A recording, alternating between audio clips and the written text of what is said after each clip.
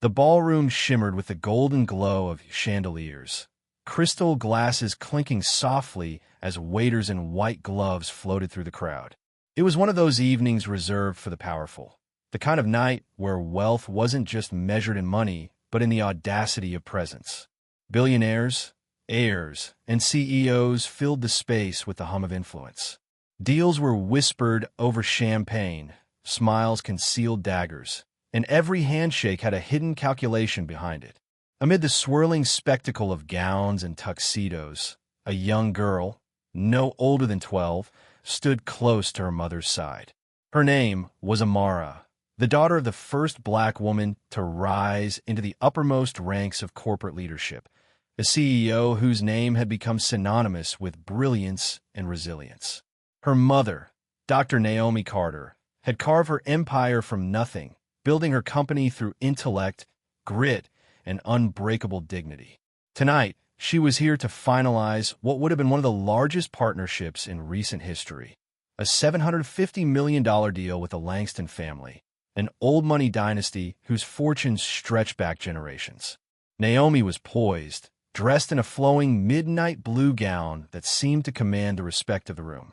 Her confidence was undeniable, but she had learnt long ago that in spaces like these, being black and being powerful did not shield her from scrutiny. Every smile she received was measured, every compliment laced with curiosity.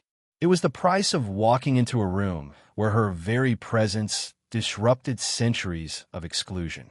But tonight, Naomi wasn't alone. Her daughter Amara was by her side, her hair braided neatly, her little hands clutching a children's book she had insisted on bringing. Amara wasn't dressed in diamonds or pearls like the other children of wealth around her. She wore a simple cream dress, one her grandmother had sewn for her birthday. She was shy, curious, and quietly proud of her mother. To her, Naomi wasn't just a CEO, she was a superhero.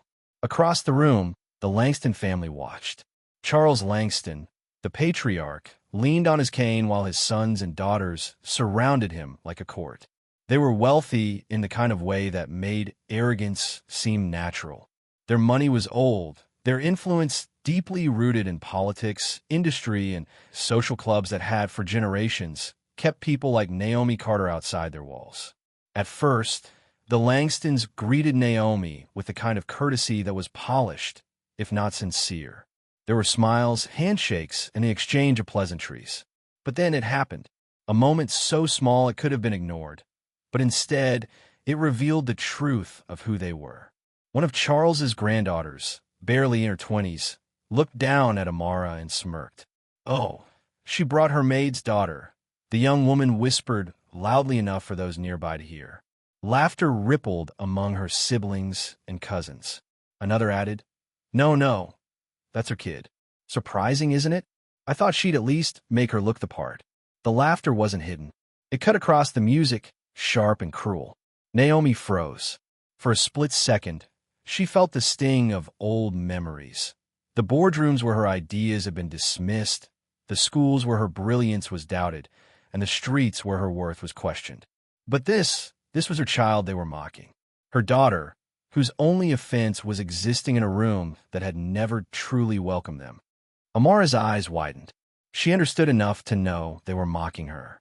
She clutched her book tighter and leaned closer to her mother. Tears welled, but she held them back, refusing to cry in front of strangers. Naomi knelt beside her, brushing her daughter's cheek gently. "Don't you dare shrink," she whispered. "You hold your head high." Then she stood, taller than before, her eyes burning into the Langstons with a quiet fury. The Langstons smirked, thinking they had won some private battle of superiority. They had no idea what storm they had unleashed, because only seconds later, everything began to unravel. Unbeknownst to them, several journalists had been present, covering the lavish gala. Their cameras hadn't just captured the glittering gowns and expensive smiles. They had caught the sneers, the whispers, and the very moment the billionaire heirs mocked the child of the room's most important guest. And in the age of digital immediacy, where truth spreads like wildfire, cruelty has nowhere to hide. One journalist, disgusted by what he had seen, began live tweeting the incident. At a gala for a historic $750 million deal, Billionaire heirs openly mocked the black CEO's daughter. This is what racism looks like behind chandeliers. Within minutes, the tweet went viral. Phones buzzed in pockets around the ballroom. Staff whispered to one another. Guests glanced uneasily toward the Langstons. Naomi hadn't planned to say anything. She had come for business, not for war. But as the air shifted and eyes turned toward her, she realized silence would only give permission for cruelty to linger. She cleared her throat, her voice steady yet commanding. "When you mock a child," Naomi said, her voice echoing in the sudden hush of the room, "you reveal more about yourself than about her. Dignity isn't bought, and respect isn't inherited. It's earned. And tonight, you have shown the world who you truly are." The ballroom was silent. Even a string quartet paused. Naomi's words carried weight, not just because of her status, but because they were laced with undeniable truth. The Langstons tried to laugh it off, waving their hands dismissively. "Oh, come now," Charles muttered, his voice heavy with entitlement. "You're overreacting. Kids will be kids." But the damage was already done. Investors were present. Partners were watching. The story was spreading online faster than they could contain it. What was meant to be their crowning moment, the ceiling of a $750 million deal, was quickly crumbling before their eyes. In the corner, Amara slipped her hand into her mother's. She looked up, and in her eyes, there wasn't fear anymore. There was pride. Pride that her mother hadn't bowed, hadn't ignored the insult, and hadn't let them reduce her to silence. The Langstons didn't realize it yet, but their empire had just begun to fracture. Their arrogance, their cruelty, their inability to recognize the humanity of the girl before them. It had cost them everything. Because in rooms of power, reputations are as fragile as glass. And once cracked, no wealth can restore them. And so, as the lights glittered and the night wore on, whispers turned into headlines, and headlines turned into outrage. What had started as a night of celebration became a lesson the Langstons would never forget. Dignity cannot be mocked without consequence, and those who build empires on arrogance will one day watch them collapse. The gala was supposed to be a coronation, a glittering celebration of legacy wealth uniting with new power. Instead, it had become the scene of a slow, public unraveling. By the time Naomi escorted Amara toward a quieter corner of the ballroom, phones were buzzing relentlessly. Guests scrolled with wide eyes, whispers running like an electric current through the room. The Langstons, unaware of the speed of digital ruin, still carried themselves with the smugness of people who believed wealth insulated them from consequences. But money, as they were about to learn, could not shield arrogance when the world was watching. On Twitter, hashtags began trending. Hashtag mockchild at gala, hashtag dignity matters, and most powerfully, hashtag stand with Naomi. Clips of the incident, shaky but clear enough to show the cruel smirks, were being shared across platforms. By the time dessert was served, hundreds of thousands had already seen it. By the time the string quartet struck up another tune, millions had. One video caught Naomi's steady voice, calling out the cruelty. When you mock a child, you reveal more about yourself than about her. It spread with captions like "the CEO we need," and "this is what leadership looks like." Amara's small figure, holding her book tightly, became a symbol in itself. Meanwhile, in the ballroom, Charles Langston barked at a waiter for more whiskey, muttering curses under his breath. "Social media mobs don't dictate billion-dollar deals," he grumbled. His children nodded, though unease was beginning to flicker behind their polished exteriors. One of his sons scrolled through his phone, pale with realization. "Dad, it's everywhere." Naomi sat calmly at a table with Amara beside her. She didn't chase headlines, didn't need to explain herself further. She had said enough. And in silence, she understood what her late father used to tell her. You don't always fight by swinging. Sometimes you fight by standing so tall they can't look away. Across the city, in boardrooms and homes, investors who had been waiting for this merger to finalize began calling each other. The Langston reputation was suddenly toxic. No one wanted their name attached to a family trending for open racism at a luxury gala. For decades, they had operated with impunity, their wealth cushioning every scandal, every ugly whisper. But this was different. This was public, undeniable, and perhaps most damning, it was against a child. The following morning, headlines were merciless. Billionaire heirs mock black CEO's daughter at $750 million gala. Naomi Carter shows grace amidst public humiliation. Langston Empire faces crisis as outrage grows. News anchors replayed the clip again and again, panels dissecting every word. Social media platforms turned Naomi into a symbol of dignity under fire. And Amara, clutching her children's book, standing bravely at her mother's side, became the face of a broader conversation about who gets mocked, who gets excluded, and who still dares to stand tall. The Langstons convened an emergency meeting in their Manhattan penthouse. The long oak table stretched across a room lined with portraits of their ancestors, stern faces looking down as though to remind them of the dynasty they were meant to protect. Charles slammed his hand on the table. "This is ridiculous," he snapped. "A misunderstanding, blown out of proportion. We'll issue a statement, smooth it over, and finalize the deal." But his eldest son shook his head. "It's not going away, Dad.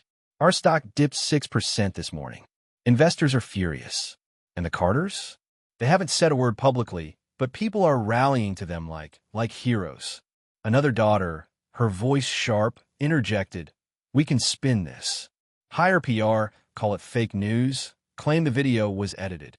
Across the city, in boardrooms and homes, investors who had been waiting for this merger to finalize began calling each other. The Langston reputation was suddenly toxic. No one wanted their name attached to a family trending for open racism at a luxury gala. For decades, they had operated with impunity, their wealth cushioning every scandal, every ugly whisper. But this was different. This was public, undeniable, and perhaps most damning, it was against a child. The following morning, headlines were merciless. Billionaire heirs mock black CEO's daughter at $750 million gala. Naomi Carter shows grace amidst public humiliation. Langston Empire faces crisis as outrage grows. News anchors replayed the clip again and again, panels dissecting every word. Social media platforms turned Naomi into a symbol of dignity under fire. And Amara, clutching her children's book, standing bravely at her mother's side, became the face of a broader conversation about who gets mocked, who gets excluded, and who still dares to stand tall. The Langstons convened an emergency meeting in their Manhattan penthouse. The long oak table stretched across a room lined with portraits of their ancestors, stern faces looking down as though to remind them of the dynasty they were meant to protect. Charles slammed his hand on the table. "This is ridiculous," he snapped. "A misunderstanding, blown out of proportion. We'll issue a statement, smooth it over, and finalize the deal." But his eldest son shook his head. "It's not going away, Dad. Our stock dipped 6% this morning. Investors are furious. And the Carters? They haven't said a word publicly, but people are rallying to them like heroes." Another daughter, her voice sharp, interjected, "We can spin this. Hire PR, call it fake news, claim the video was edited." No, the word came from Charles's youngest daughter, Olivia, who had remained quiet until now. She looked at her family with something like disgust. "We can't spin this. Everyone saw it. Everyone knows what it was. We mocked a child. And you know what? This isn't the first time. We've been doing this for years, not always on camera, but in boardrooms, in clubs, in conversations. Maybe this time the world just caught us." Silence fell over the table. Charles glared, veins pulsing in his temples. "You watch your tongue," he barked. But the truth hung heavy in the air. For once, the Langstons weren't untouchable. Meanwhile, Naomi's phone buzzed with calls from journalists, activists, and allies. But she turned them all away. She wasn't interested in exploiting the moment.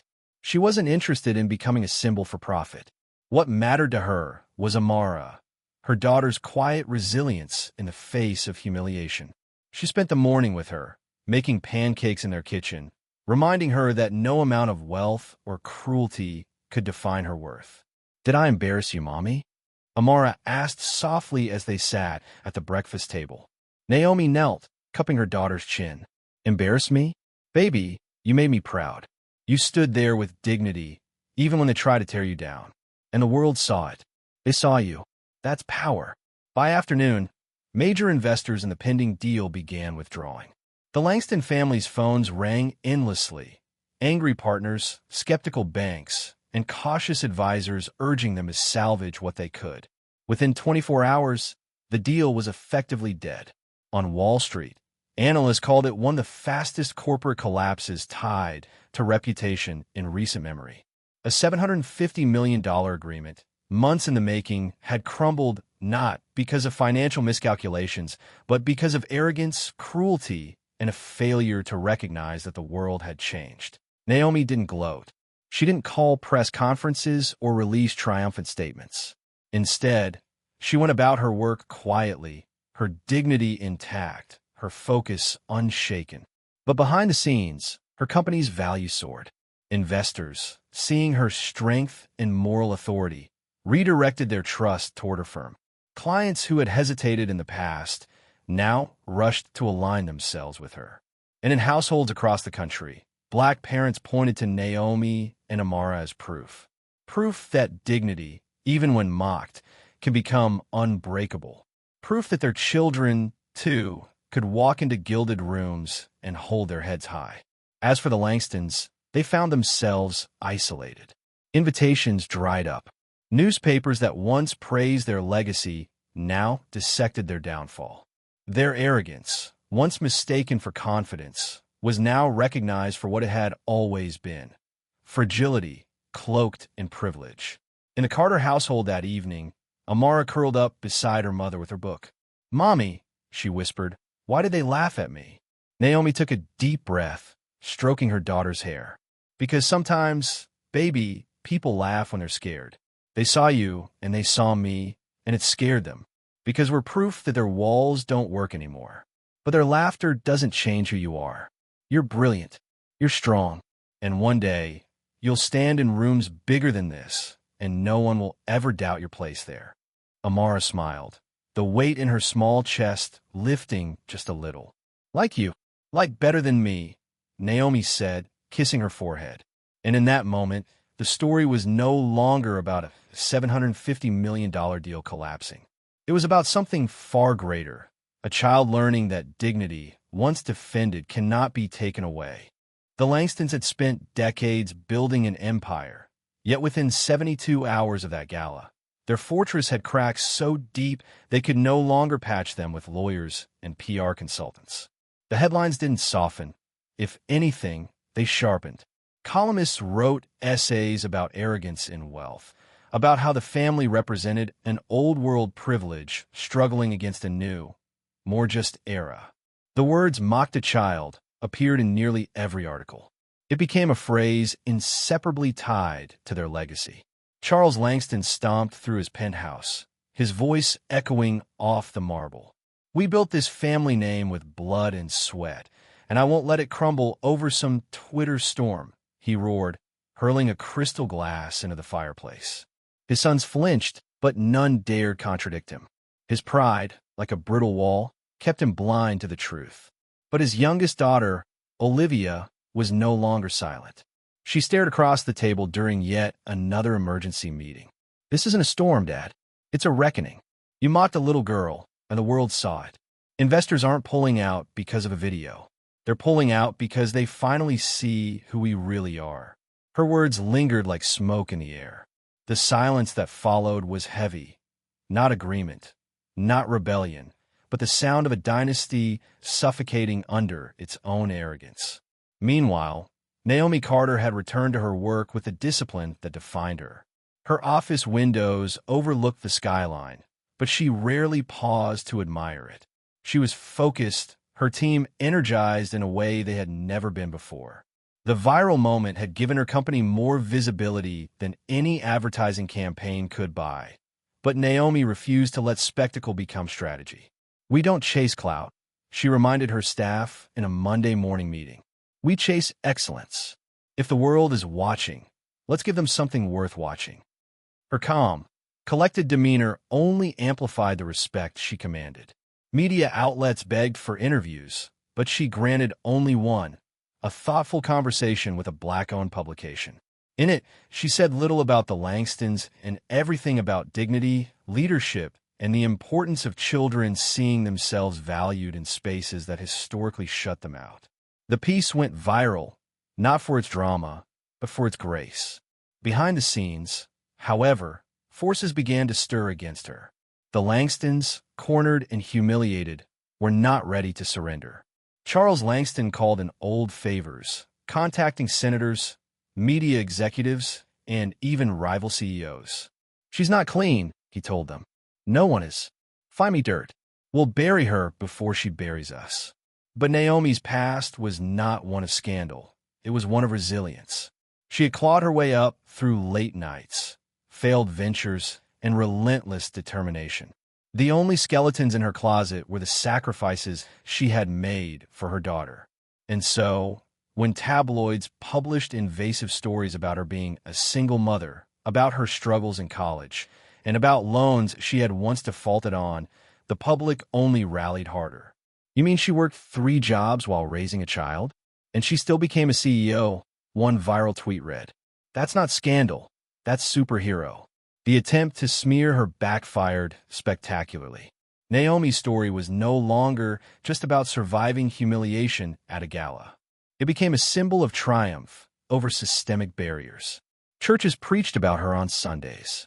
Schools assigned essays on her leadership. Amara's photograph, clutching her book, looking brave despite her tears, appeared on posters at rallies demanding equity in education. The Langstons' desperation only deepened. Lawsuits emerged, not against Naomi directly, but as feeble distractions, employees suing for wrongful termination, rumors about insider trading, whispers of mismanagement. Every tactic was tried, but none stuck. Because while the Langstons scrambled, Naomi remained unshaken. Her refusal to engage in mudslinging made her contrast with them sharper, her dignity louder. Inside the Langston family, the fractures grew. Olivia, the youngest, finally walked out. In a tense confrontation, she faced her father in the study lined with oil paintings. "Do you even hear yourself anymore?" she demanded. "You're more worried about pride than people. You care more about your name than the damage you've done. I won't be part of this." Charles's face turned crimson. "You're a Langston. That name is everything." "No," Olivia said quietly. "That name is nothing without respect." With that, she left the penthouse, refusing to look back. It was the first public break in the family's united facade, and reporters feasted on it. Suddenly, the narrative shifted from the Langston family versus Naomi Carter to the Langstons versus themselves. Naomi noticed the shift, but never commented. Instead, she poured her energy into initiatives she had been planning for years: scholarships for Black students, mentorship programs for young women in business, and literacy campaigns that placed children's books in underserved schools. These weren't reactive moves. They were part of her vision long before the gala. But now, with the spotlight on her, they resonated louder. Amara accompanied her sometimes, standing proudly beside her mother. At one event, a little girl shyly handed Amara a drawing of her holding her book at the gala. "You made me feel like I belong," the girl whispered. Amara hugged her, realizing for the first time that her pain had transformed into power for others. Naomi saw it too. She saw her daughter stepping into the light of her own strength, and it filled her with both pride and sorrow. Pride, because Amara was growing strong. Sorrow, because she knew the world had forced her to grow stronger than a child should need to. By the end of the month, the Langstons' empire was visibly crumbling. Banks tightened credit, partners fled, and lawsuits drained resources. Their attempt to destroy Naomi had only destroyed themselves. One evening, as Naomi worked late, her assistant rushed into her office with urgent news. "You need to see this," she said, holding up her phone. On the screen was a leaked recording of Charles Langston himself, speaking during a private dinner. His voice was slurred with drink, his words venomous. "She got lucky. that Carter woman. Give her a year. She'll crumble. They all do. They're not built for this world. The clip spread like wildfire. Within hours, it was on every major network. Within days, sponsors pulled out of the few ventures the Langstons still clung to. The final blow had landed, and it had come not from Naomi, but from their own mouths. That night, Naomi tucked Amara into bed. The little girl looked up at her and asked, "Mommy, are they still laughing at me?" Naomi smiled softly, brushing hair from her daughter's forehead. "No, baby, they're not laughing anymore. They're listening, and that's the difference." And somewhere across the city, in a penthouse that once stood as a monument to untouchable wealth, Charles Langston sat alone in the dark, his empire collapsing around him, the sound of his own arrogance echoing in his ears. The fallout from the leaked recording spread with the velocity of fire meeting dry grass. By the end of the week, 3 board members resigned from Langston Industries. Their withdrawal wasn't just symbolic, it was devastating. Without the credibility of those names, the fragile trust of investors evaporated. Banks demanded early repayments, suppliers refused shipments without upfront payment, and whispers spread that bankruptcy was inevitable. Charles Langston still tried to project strength. He stormed into press conferences, jaw tight, declaring, "This family will not be destroyed by a smear campaign. We have stood for American excellence for generations, and we will continue to stand tall." But the images accompanying his speeches told a different story.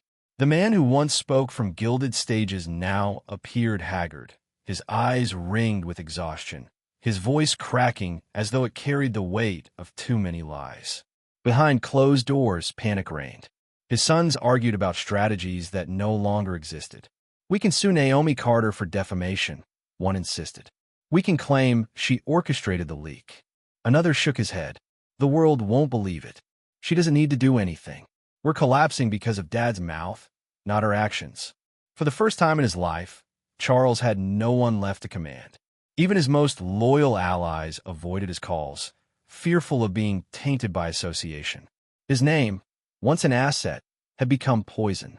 Meanwhile, Naomi Carter's name soared higher than ever. But unlike the Langstons, she wore her rising influence lightly. She didn't appear in flashy commercials or stage grand displays. Instead, she kept returning to her core values. Her company began hosting free workshops for aspiring entrepreneurs of color. She announced a literacy foundation, pledging to donate 10,000 books to schools across the country. She personally visited community centers, speaking not from a stage, but face-to-face with young people. "Don't let anyone tell you that where you come from determines where you'll go," she told a room full of teenagers in Atlanta. "They mocked my daughter for daring to carry a book, but now that same image has inspired a movement. What people use to shame you can become your crown if you refuse to give them power over your spirit." The applause that followed wasn't just polite, it was thunderous, born from hearts that recognized her words as truth. Clips of her speeches spread across social media, gathering millions of views. Commentators began to compare her to historical figures of dignity and resilience. Amara, too, found her voice in ways that surprised even her mother. At a youth empowerment panel, when asked how she felt about being mocked in front of powerful people, the little girl lifted her chin and said, "It hurt, but my mom told me the truth." She said, "Amara, the way people treat you says more about them than about you." And I believe her, so I'll never stop reading my books. Ever. Her words rippled far beyond that room. Children across the country began sharing photos of themselves holding books under the hashtag #ReadWithAmara. Teachers embraced it, parents encouraged it, and soon the movement became a national campaign, born not of marketing, but of a child's courage. The Langstons, meanwhile, descended into chaos. Charles's empire faced lawsuits from angry shareholders claiming negligence. Journalists dug up stories of exploitation, underpaid workers, shady land deals. The scandals that had once been buried under money now surfaced like corpses in shallow graves. Each day brought another headline, another humiliation. But perhaps the greatest blow came from within. Olivia Langston, the daughter who had walked away, broke her silence in an exclusive interview. Sitting across from a journalist, her voice steady but sorrowful, she said, "I grew up believing our family stood for excellence, but I learnt we stood for arrogance. When my father mocked a child, I saw the truth of what we had become. I couldn't stay." Her testimony destroyed any illusion of unity. With her words, the Langston brand lost its final thread of dignity. Naomi, however, refused to gloat. When reporters pressed her for a reaction, she simply said, "Their downfall is not my victory. My victory is in seeing my daughter and so many others walk with their heads held high." Her humility only increased her influence. Invitations poured in from universities, governments, and even the United Nations. They wanted her voice, her presence, her example. And though she remained cautious, she accepted some. Standing on international stages, she spoke not of wealth or personal triumph, but of justice, dignity, and the unshakable value of children. At a conference in Geneva, she addressed leaders from around the world. The measure of a society is not in its stock markets or skyscrapers. It is in how it treats its most vulnerable, its children, its marginalized, its voiceless. A child mocked in a ballroom became a symbol because dignity is louder than wealth. Let us never forget that. Her words earned standing ovations, but more importantly, they sparked real conversations among leaders who had too long ignored such truths. Back in New York, the Langstons were facing their endgame. Creditors closed in. Properties went up for sale. Their private jets were repossessed. For the first time, they faced the kind of humiliation they had so easily inflicted on others. Paparazzi captured images of Charles leaving meetings with lawyers, his once proud stride replaced with a defeated shuffle.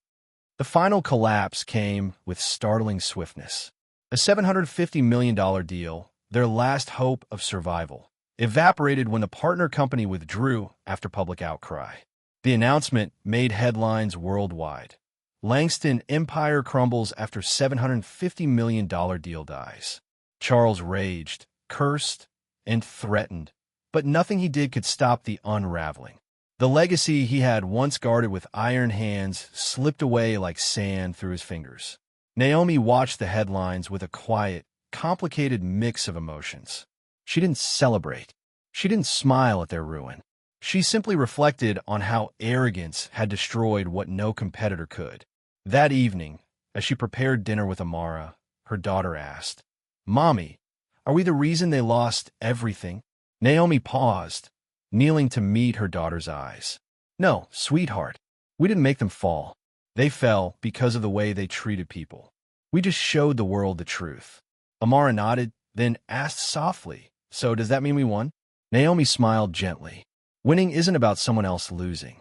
Winning is when you stay true to yourself, no matter how others treat you. And yes, baby, we won." Across the city, in a penthouse stripped of staff and luxury, Charles Langston sat alone in silence. His empire was gone, his family fractured, his name now synonymous with cruelty. For the first time in his life, he faced the one thing he could never buy his way out of: consequence. And the world, once so eager to bow to his power, now turned its eyes to Naomi Carter, a woman who had not sought revenge but simply chosen dignity. And in that choice, she reshaped the story of who truly held power. The night after the $750 million deal collapsed, the city seemed quieter than usual. In Midtown Manhattan, the once celebrated Langston Tower glowed with only a few dim lights, a shadow of the empire it had symbolized. Security guards stood at its doors not to protect wealth, but to keep away reporters and creditors. The family inside that fortress were not celebrating contracts or toasting champagne. They were dismantling their dynasty piece by piece. For Charles Langston, silence was the cruelest punishment.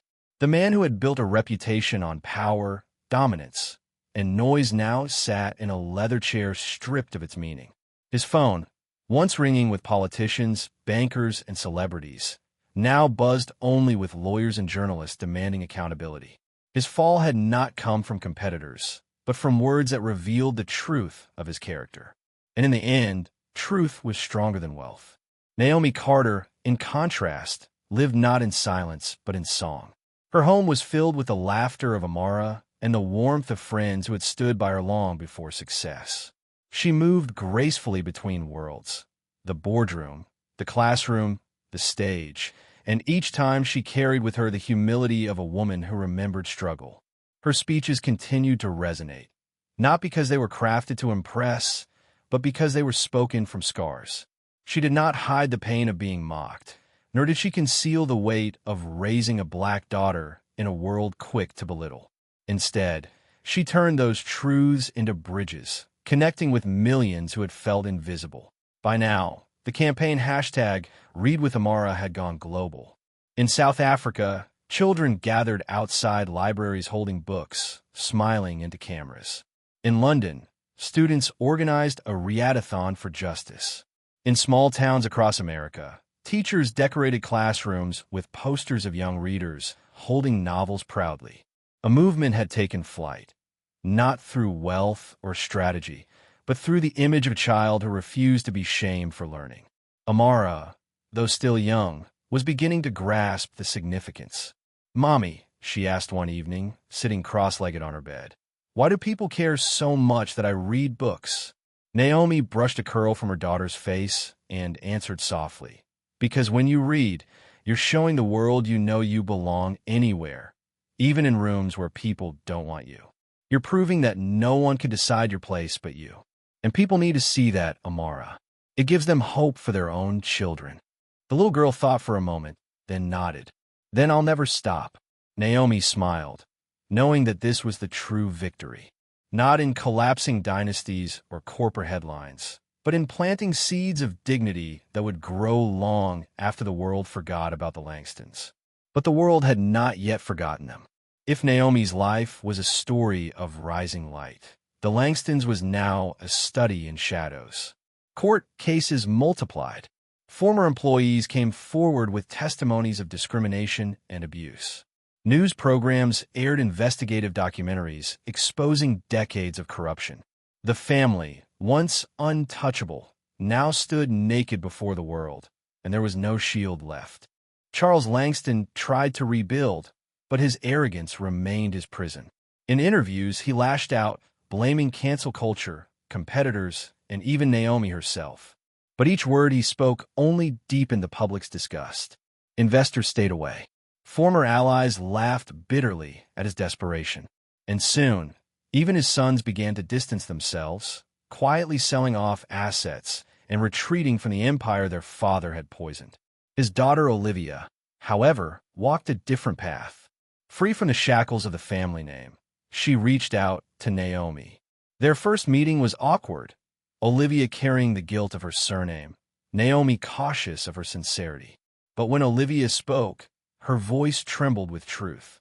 "I can't change what my father did," she said, "but I can choose who I become. I don't want to live on the ruins of arrogance.